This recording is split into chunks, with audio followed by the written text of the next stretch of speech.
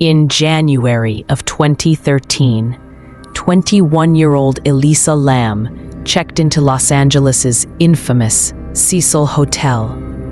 She never checked out.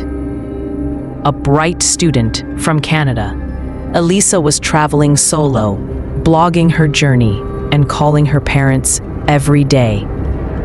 But on January 31st, the calls stopped. She had vanished. Police were called. Flyers went up. Her family flew in. Weeks passed. No answers. Then, the footage surfaced.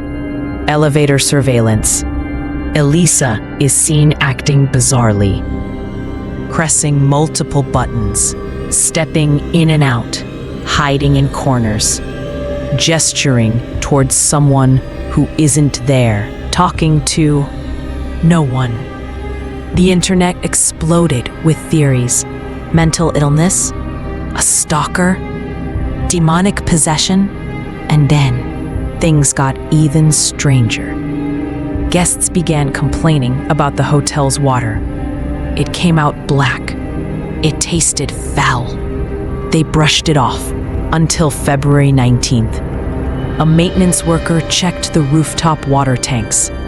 Inside, floating face down, was Elisa Lam's body. Naked, decomposed, her clothes and belongings nearby. How did she get there? The roof was locked. Alarmed. The tank, heavy, difficult to access alone. Yet, authorities ruled it accidental. But questions remained. Why was there no footage of her leaving the elevator? How did no one hear or see a thing? And what about the Cecil Hotel's dark past? Richard Ramirez, the Night Stalker, once lived here. Serial killer Jack Unterweger stayed here. Deaths, suicides, strange happenings for decades. Was Elisa another victim of the hotel's long, cursed history? Or is the truth still waiting on the other side of that elevator door?